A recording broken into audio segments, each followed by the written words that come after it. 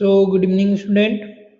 आज के लेक्चर में यहाँ पर हम सीखने वाले हैं मसल्स का कॉन्ट्रैक्शन और रिलैक्शन, कैसा इसका मैकेनिज्म है। स्केलेटल मसल्स जो होती है हमारी कैसे कॉन्ट्रैक्ट करती है, कैसे रिलैक्स करती है, तो इसके बारे में हम पूरा समझने वाले हैं। और ये कॉन्ट्रैक्शन और रिलैक्सेशन समझने से पहले हमको मसल्स का बेसिक स्ट्रक्चर समझना होगा। ये ऑलरेडी हम डिस्कस कर चुके हैं अर्लियर लेक्चर में, लेकिन कुछ लोगों ने पहले का लेक्चर नहीं देखा होगा, इसको फर्स्ट टाइम देख रहे होंगे, तो एक बार हम थोड़ा सा इसको रिव्यू एक बार रिकैप कर लेते हैं। तो मसल्स का आपका स्केलेटल मसल्स का स्ट्रक्चर देखोगे जिसके अंदर आपका क्या क्या होता है, muscles fascicles, muscles fibre, myofibrils, जो कि आपको स्ट्रक्चर में दिखाई दे रहे होंगे। ओके, तो इस तरीके से हमारे मसल्स का स्ट्रक्चर यहाँ पर होता है। ओके, ये आपको यहाँ पर अलग अलग muscles fibre, fibrils, fascicles, okay, इस तरीके को आपको यहाँ पर हमारा स्ट्रक्चर देखने को मिल जाता है। उसके बाद फिर आपका आ जाता है, उसके बाद फिर आप देखोगे स्केलेटल मसल्स में क्या क्या चीजें होती है, सार्कोलेमा होता है और सार्कोप्लास्ट होता है, मायोफाइब्रिल्स क्या होते हैं, जो कि एक कॉन्ट्रेक्टाइल एलिमेंट होते हैं जो कॉन्ट्रैक्ट करने का और रिलैक्स करने का काम करते हैं। इसमें होता है एक्टिन और मायोसिन। एक्टिन होता है जो आपका थिन फिलामेंट होता है, मायोसिन जो होता है आपका थिक फिलामेंट होता है। एक्टिन फिलामेंट में क्या रहता है आपका एफेक्टिन, स्ट्रेंड्स, ट्रोपोमायोसिन और ट्रोपोनिन, ये आपके एक्टिन के अंदर होता है। अब हम देख लेते हैं मायोसिन। स्ट्रक्चर ऑफ मायोफाइब्रिल्स, जो आपके मायोफाइब्रिल्स है वहां पर आप देखोगे क्या क्या होता है आपका क्रॉस ब्रिज होता है। क्रॉस ब्रिज जो कि आपको लाइन दिख रही है ब्लू कलर की line, just a minute. Okay, ये जो आपको ब्लू कलर की लाइन दिखाई दे रही है, राइट, ये क्या होगा आपका क्रॉस ब्रिज। उसके बाद आपको डिस्क दिख रहा होगा, जेड डिस्क। ओके, ये आपको सीधी वर्टिकल जो लाइन दिख रही है आपको, ये कौन सी आ जाती, जस्ट ए सेकेंड, ये जो वर्टिकल लाइन है ये क्या हो गई आपकी जेड डिस्क। ऐसे ही फिर आप देखोगे उसके बाद फिर क्रॉस ब्रिज हो गया, जेड डिस्क हो गया, है ना, मायोसिन हो गया और एक्टिन हो गया। मायोसिन थिक फिलामेंट, एक्टिन आपका थिन फिलामेंट। तो इस तरीके से आपके दो फिलामेंट होते हैं, जो ग्रीन वाला है और आपका पर्पल कलर का, राइट, बैगनी कलर। तो ये आ जाता है आपका स्ट्रक्चर के अंदर। फिर आप थोड़े से नीचे यहाँ पर आके देखोगे ये वाला और ये वाला स्ट्रक्चर, इसके अंदर आपको क्या दिख रहा है, एक्टिन स्ट्रेंड डॉट दो दिख रहे होंगे आपको। फिर एक्टिव साइट, इसकी जो एक्टिव साइट है,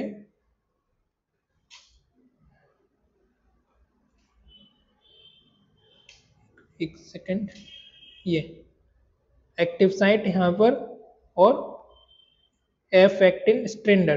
तो इस तरीके से आपको यहाँ पर दिख रहा होगा।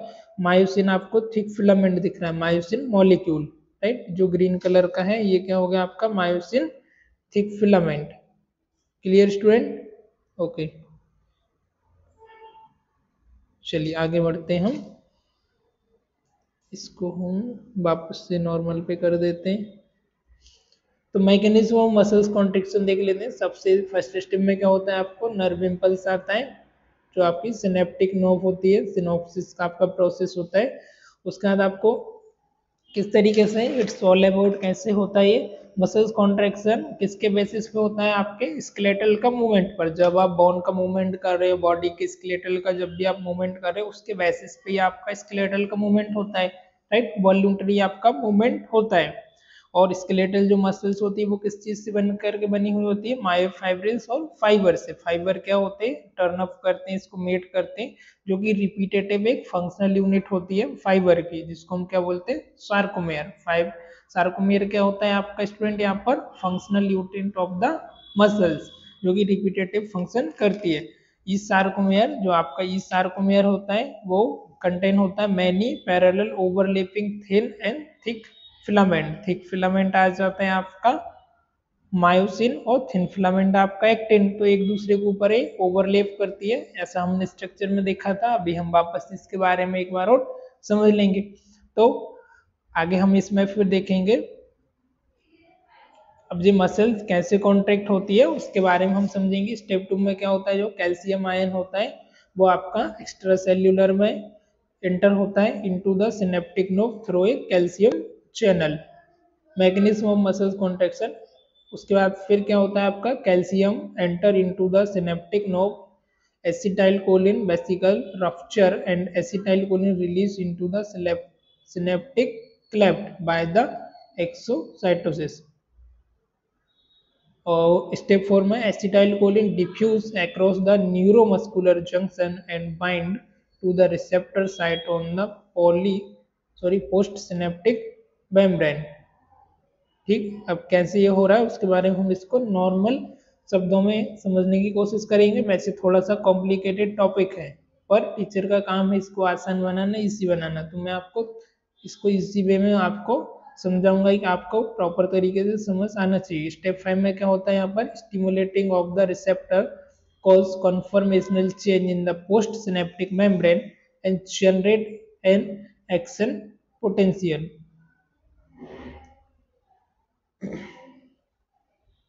सिक्स सिस्टम में आ रहा है, this action potential travel allow the length of muscles fiber and then penetrate deep into the muscles through the tubular system.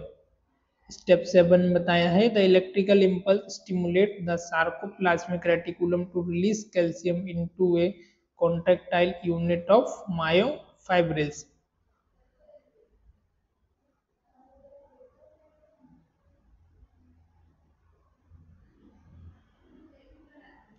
Mechanism of muscles contraction 8 number का है, calcium bind with the troponin C and activate myosin ATPs as myosin ATPs become active tropomyosin slipped of G action exposed ATPs react with ATP plus ATPs ADP molecule contraction take place.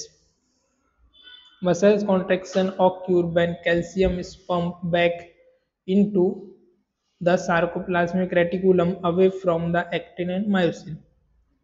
When calcium moves in this way, the actin and myosin cannot interact and the muscles relax. When calcium moves in this way, the actin and myosin cannot interact and the muscles relax.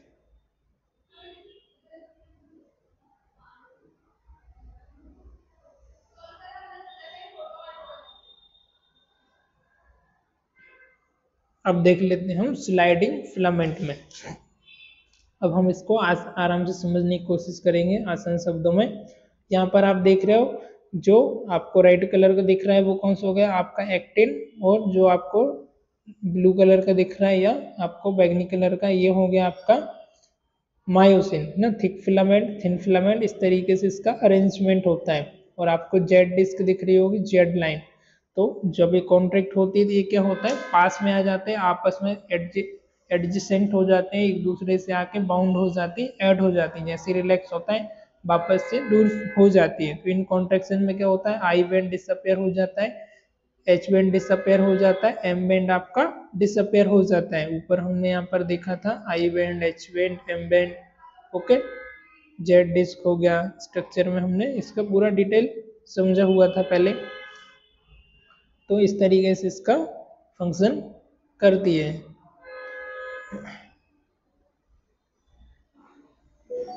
Length of sarcomere decrease, जो sarcomere की length है वो क्या होती है, decrease हो जाती है, राइट। ये वापस से सार्कोमियर अभी आप देख रहे हैं फर्स्ट ए नंबर का जो स्ट्रक्चर उसमें पूरा इसमें रिलैक्स है ना सार्कोमियर। फिर अभी यहाँ पर देखोगे पार्शियली रिलैक्स हो रहा है, दूसरा जो सार्कोमियर है वो भी वापस इधर आ रहे हैं, वापस से जुड़ रहे हैं। तो ये थोड़ा सा कॉन्ट्रैक्टेड हो गया, पार्शियली कॉन्ट्रैक्ट। अब थर्ड स्टेज में जब आप देखोगे ये क्या हो गया, कंप्लीटली कॉन्ट्रैक्टेड हो गया। देखो थिन फिलामेंट, थिक फिलामेंट एक दूसरे के ऊपर ओवरलेटेड हो गए और एक दूसरे के आपस में आकर के ज्वाइंट हो गए। और फिर जब रिलैक्स होता है वापस ये दूर हो जाते हैं ना, यहाँ पर आप देख सकते हो, राइट।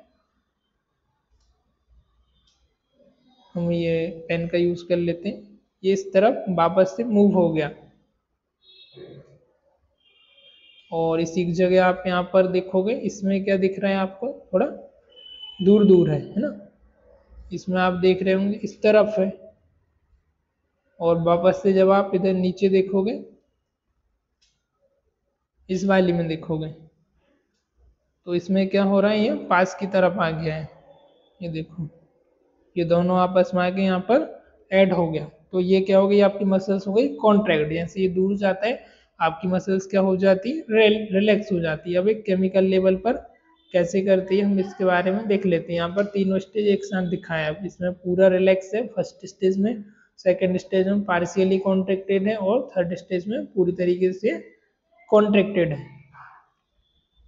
राइट। तो ये मेथड कौन सा आता है आपका, sliding theory of the muscles contraction and relaxation. वापस से मैं आपको ये वाली स्लाइड पर लेकर चलता हूँ, इसमें हम समझते हैं मायोफाइब्रिल में कैसे होता है, इसके बारे में हम जान लेते हैं। तो स्लाइडिंग थ्योरी में मैंने आपको बता ही दिया है, जो जेड डिस्क है वो कंप्रेस करती है और दोनों जेड लाइन वो पास में आ जाती है आपके मायोफाइब्रिल से, मायोसिन और एक्टिन है वो दोनों आपस में अटैच हो जाते हैं, पास में आ जाते हैं। क्रॉस ब्रिज का इसमें जेड डिस्क का रोल होता है इसको पुश करने का, और जैसे ही रिलैक्स होते हैं वापस से दूर चले जाते हैं। तो इस तरीके से इसमें प्रोसेस चलती है। फिर देख लेते हैं muscles contraction is initiated when muscles fiber are stimulated by a nerve impulse। जैसे ही nerve impulse आता है muscles fiber जो है stimulated हो जाते हैं and calcium ion इनमें रिलीज हो जाता है। The troponin unit on the actin myofilament are bound by the calcium ion। जो troponin की यूनिट है वो किससे बाउंड हो जाती है, कैल्शियम आयन से। ये देख सकते हैं आप रेड कलर के यहाँ पर आपको ट्रोपोनिन की यूनिट दिख रही है, दिस इज ट्रोपोनिन यूनिट। ये बाद में इधर आके बाइंड हो गई कहाँ पर, एक्टिव साइट पर आपके कैल्शियम आयन का जो साइट है जी एक्टिन मॉलिक्यूल ना, इधर आके कहाँ पर बाइंड हो गई, ट्रोपोमायोसिन की जो लाइन है उसके साथ।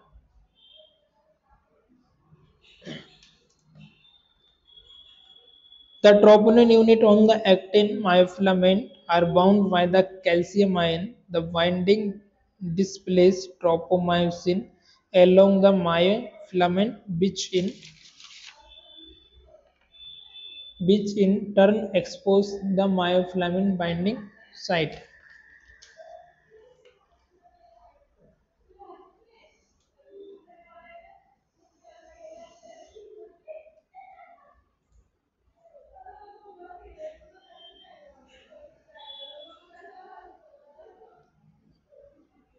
ये ट्रोपोनिन के साइट में मायोसिन जो मॉलिक्यूल है वो आकर के बाइंड हो जाता है और मसल्स आपकी जो है कांटेक्ट होती है, राइट। इस तरीके से इसका फंक्शन चलता है।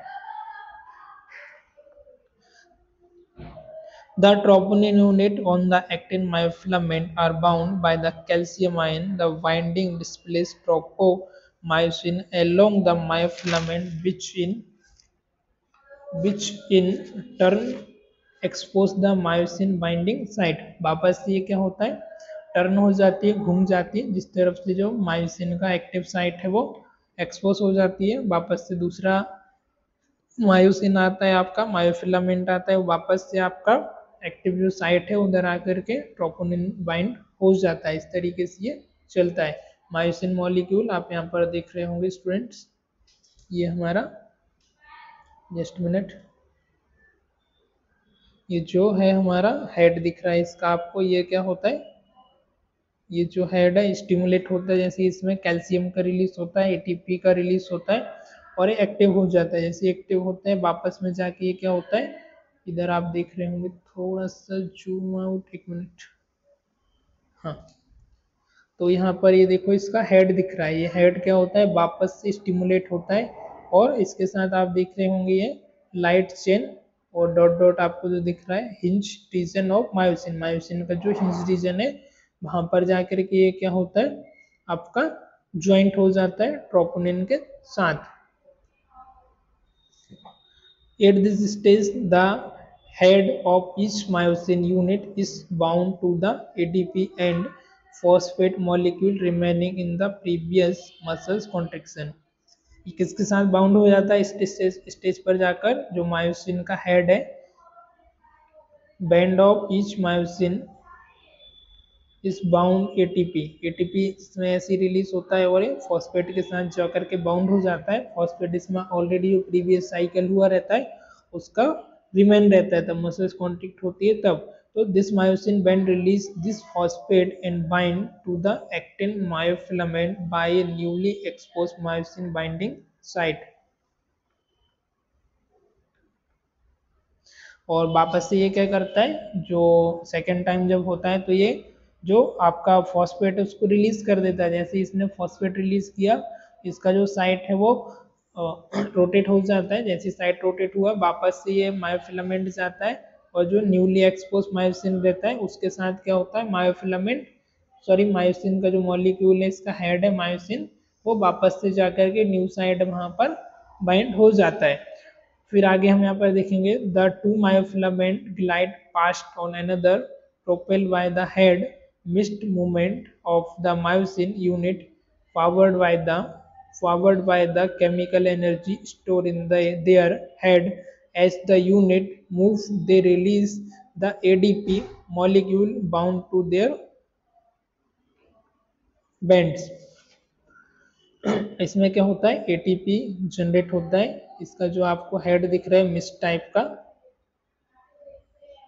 यहाँ पर ये जो आपको हेड दिख रहा है मिस्ट टाइप का है ना, मिस्ट हम जैसा घूंसा बनाते हैं ना, फाइटिंग करते हैं जब, ऐसा ये रहता है। इसका जो मिस्ट है, इसमें इसका जो हेड, इसमें मूवमेंट होता है मायोसिन यूनिट का, जो पावर्ड कौन सा इससे इसको एनर्जी मिलती है, कहाँ से पावर्ड लेता है, ये आपका केमिकल एनर्जी स्टोर होती है किसमें, आपके बैंड में, जो कि जिसकी वजह से मूव करता है। जैसे ये एनर्जी एडीपी में रिलीज हो जाती है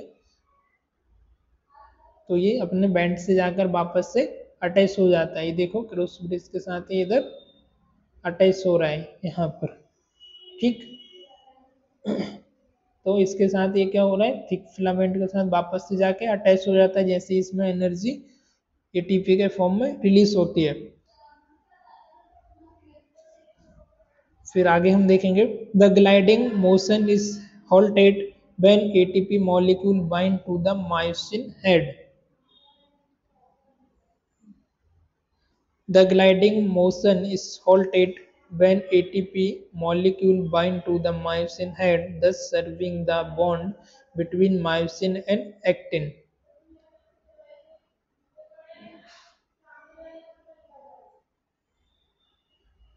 जो इसका मूवमेंट है वो हॉल्ट हो जाता है। कब ये मूवमेंट रुक जाता है, जब एटीपी जो मॉलिक्यूल है वो बाइंड हो जाता है किसके साथ, आपके मायोसिन का जो हेड है उसके साथ। बाद में किसको सर्व करता है, bond between myosin and actin, actin और मायोसिन के बीच में एक बॉन्ड यहाँ पर जनरेट कर लेता है। देखो जैसे इसमें ये क्या हुआ, इसने एक बॉन्ड बना लिया, राइट। इसका जो हेड था एक्टिन के साथ और मायोसिन दोनों को मिलकर एक बॉन्ड बना लिया इसने। The ATP molecule are now decomposed into the ADP। जैसे इसने बॉन्ड बना लिया, जो ATP मॉलिक्यूल है बाद में किसमें डिकम्पोज हो जाता है, आपके ADP में, एडिनो फॉस्फेट है ना, और ATP एटिनो एडिनो ट्राइफॉस्फेट, एटिनो ट्राइफॉस्फेट बाद में एडिनो फॉस्फेट में कन्वर्ट हो जाता है विद द एनर्जी रिलीज। और इसकी जो एनर्जी है वो जैसे ये कनेक्ट होता है, जैसे अटैच होता है, इसकी एनर्जी क्या होती है स्टूडेंट, रिलीज हो जाती है। इसकी एनर्जी जैसे ये रिलीज हो जाती है, release by this reaction store in the myosin head, और with the energy released by this reaction stored in the myosin head ready to the use to the next cycle of the movement। जैसे इसकी energy release होती है और वापस से इसका जो हेड है उसमें स्टोरेज हो जाती है।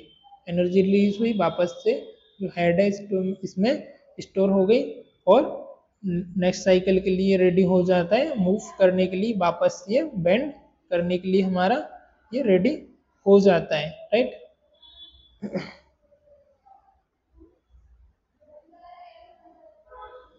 फिर अगला हम देखेंगे, the myosin head resume their starting position along the actin myofilament and can now begin in new sequence of the actin binding.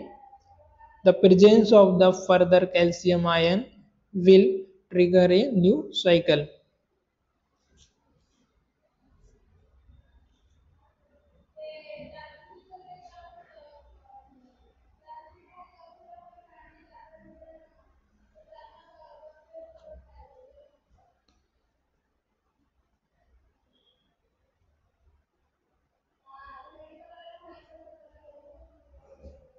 वापस से नॉर्मल पोजीशन में आ जाता है, रिज्यूम करता है अपनी स्टार्टिंग पोजीशन में along with actin myofilament. Actin myofilament के साथ ये क्या करता है, अपनी जो पहले की पोजीशन थी स्टार्टिंग पोजीशन में इसका हेड है वो वापस से चला जाता है and now and can now begin a new sequence of actin binding. Actin binding का जो न्यू सीक्वेंस है उसके साथ वापस से अपनी प्रीवियस पोजीशन में चला जाता है और the presence of the further calcium ion will trigger a new cycle. अब जिसमें क्या रहता है, कैल्शियम आयन प्रेजेंट होता है, वापस से नर्व इम्पल्स आता है, वापस से एक्टिवेट होता है और फिर से जो आपका कॉन्ट्रैक्ट के लिए रेडी हो जाता है। इस तरीके से इसका जो है साइकिल पूरा चलता रहता है। यदि हम इसको अभी सम ऑफ करें टोटल, हम इसको समझेंगे भाई कि ये क्या होता है। तो सबसे पहले हमने देखा कि इसमें हमारी एक स्लाइडिंग थ्योरी थी। इसमें क्या हो रहा था, हमारा मसल्स का जो जेड ब्रिज है वो उसका रोल हो रहा था, वो उसको वापस से कंप्रेस करके पास में ला रहा, दोनों एडजस्टेड हो रही, एडजस्टेंट हो रही एक दूसरे के साथ, वापस से रिलैक्स हो रहे, फिर से वो दूर चली जा रही। अब इसमें केमिकल रोल पे देखा हमने कैसे परफॉर्म करता है और माइक्रोस्कोपिक स्ट्रक्चर में यदि इसमें और डीप जाया जाए तो इसमें हमने इसके स्ट्रक्चर में देखा था एक्टिव फिलामेंट थे और एक्टिन फिलामेंट था, है ना, एक्टिन और मायोसिन, थिक और थिन फिलामेंट। जो कि हमारा एक्टिन फिलामेंट था वो कौन सा था, हमारा थिन, और जो मायोसिन था वो आपका थिक फिलामेंट। तो मायोसिन का जो हमने हेड देखा था, है ना, और लाइट चेन वगैरह देखा था। उसके बाद जो हेड की साइड हमने देखा, और इसमें जैसे ही हमारा एनर्जी आती है, जैसे नर्व इम्पल्स आता है, इसमें एक्स्ट्रा सेल्यूलर से आपका कैल्शियम आयन आके अटैच हो जाते हैं। जैसे कैल्शियम आयन आते हैं एक्टिवेट हो जाता है, जैसे एक्टिव हुआ वापस से बाइंड करता है आपके एक्टिव साइट होती जो कि आपकी एक्टिन की, वहां पर जाकर के बाइंड करता है आपके ट्रोपोनिन के साथ। ट्रोपोनिन क्या होते हैं, आपके प्रोटीन मॉलिक्यूल्स होते हैं ना, ट्रोपो मायोसिन और ट्रोपोनिन, तो उनके साथ जाकर के वापस से बाइंड करता है। जैसे ये बाइंड करता है, यहाँ पर ये क्या करता है, फॉस्फेट को रिलीज करता है, कैल्शियम को, वहाँ पर फॉस्फेट रहता है और वापस से साइकिल आता है, फॉस्फेट वहाँ पर रिमेन रहता है, वापस से कैल्शियम आता है, स्टिमुलेट होता है, जैसे स्टिमुलेट होता है वापस से आपका ये जो आपका एक्टिन उसके साथ अटैच हो जाता है, एक्टिन के साथ ये अटैच हुआ और कैल्शियम इसका वापस रिलीज होता है, कैल्शियम इसका रिलीज हुआ, वहाँ पर अटैच हो जाता है और एटीपी के फॉर्म में एनर्जी आती है। जैसे एनर्जी आई, ये स्टिमुलेट होता है, एक्टिव होता है और अटैच होता है, वापस से एटीपी की जो फॉर्म में एनर्जी आई थी वो एडीपी में कन्वर्ट हो जाती है, उसका डिपोलराइजेशन हो जाता है, डिस्ट्रॉय हो जाती है वो, और कैल्शियम इससे रिलीज हो जाता है। जैसे कैल्शियम रिलीज हुआ वापस से अपनी नॉर्मल पोजीशन पर आ जाता है। नॉर्मल पोजीशन पे जैसे आप देख रहे हैं इधर ग्रीन कलर की नोट टाइप की दिख रही है ना, वैसा हो जाता है। तो इस तरीके से साइकिल चलता रहता है। कैल्शियम इसका वापस से हेड से रिलीज हुआ, कैल्शियम एक्स्ट्रा सेल्यूलर में गया, रिलीज हुआ, इसका एनर्जी जो एटीपी में थी वो एडीपी में कन्वर्ट हो गई, फॉस्फेट इसका रिलीज हो गया, तो ये नॉर्मल पोजीशन पर आ जाता है। फिर जैसे नर्व इम्पल्स आता है, ये वापस एक्टिव होता है, वापस से बाइंड होता है। इस तरीके से टोटल इसका जो प्रोसेस है वो चलता रहता है। तो मैंने आपको टोटल इसको एक्सप्लेन कर दिया है आसान भाषा में, और आई होप आपको आज का लेक्चर ये सब कुछ समझ आया होगा। यदि फिर भी कोई डाउट है, कुछ क्वेश्चन है, तो पुराना लेक्चर एक बार जा करके देख लो, एक बार आप इसका स्ट्रक्चर को रिव्यू कर लो। ये पूरा मैं आपको पीडीएफ आपके साथ शेयर कर देता हूँ, राइट। कोई डाउट हो तो फिर आप मुझे मैसेज या कॉल कर सकते हो, ओके। आई होप इतना आप सभी को समझ आया होगा। चलिए मिलते हैं किसी और लेक्चर में। Thank you, bye bye.